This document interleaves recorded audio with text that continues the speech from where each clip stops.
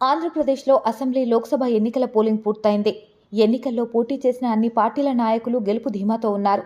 పలు నియోజకవర్గాల్లో ఓడిపోతామని ముందే తెలిసినా ఆ నాయకులు పైకి మాత్రం మేకపోతూ గాంభీర్యంతో నేనే గెలుస్తా అంటూ వారి అనుచరుల దగ్గర, కార్యకర్తల దగ్గర చెబుతున్నారు. పోలింగ్ పూర్తి కావడంతో ఎవరి లెక్కల్లో వారు బిజీగా ఉన్నారు. చిత్తూరు జిల్లాలోని నగరి అసెంబ్లీ నియోజకవర్గంలో మంత్రి ఆర్కే రోజా మరోసారి పోటీ చేశారు. హ్యాట్రిక్ మీద కోటి ఆశలు పెట్టుకున్న మంత్రి రోజాను సొంత పార్టీ వైసీపీలోని కొందరు నాయకులు ముంచేశారని నగరి ప్రజలు చర్చించుకుంటున్నారు. సినీ నటిగా తన గ్లామర్తో మొదటిసారి అతి తక్కువ మెజారిటీతో ఎమ్మెల్యే అయిన రోజా తరువాత రాను రాను ప్రత్యర్థి పార్టీ నాయకులకు చుక్కలు చూపించారు. గుడ్డి కన్నా మెల్లమేలు అనే సామెతతో మొదటిసారి కంటే రెండోసారి కొంచెం ఎక్కువ మెజారిటీ తెచ్చుకొని ఎమ్మెల్యే అయిన ఆర్కే రోజాకు అడ్డుకట్ట వేసే నాయకులే కరువయ్యారు. రోజా రెండోసారి ఎమ్మెల్యే అయిన తర్వాత ఆంధ్రప్రదేశ్లో వైసీపీ ప్రభుత్వం రావడంతో పాటు సీఎం జగన్ సపోర్టు ఫుల్గా ఉండటంతో రోజా హవా మొదలైందని వైసీపీ నాయకులే ఆరోపిస్తున్నారు. తరువాత నగరిలో రోజా తీరులో మార్పు వచ్చిందని ప్రజలు ఆరోపించడం మొదలుపెట్టారు.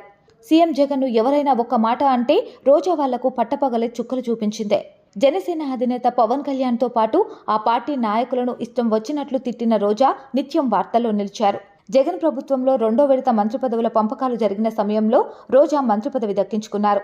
అప్పటికే రోజా మీద వైసీపీలో వ్యతిరేకత రావడం, ఆమె మంత్రి అయిన తర్వాత ఆమె తీరులో ఇంకా మార్పులు రావడంతో నగరితో పాటు ఉమ్మడి చిత్తూరు జిల్లాలోని వైసీపీ నాయకులు మేడం తీరును జీర్ణించుకోలేకపోయారు. అప్పటి నుంచి నగరిలో రోజాకు వైసీపీలోనే వ్యతిరేక పవనాలు మొదలయ్యాయి.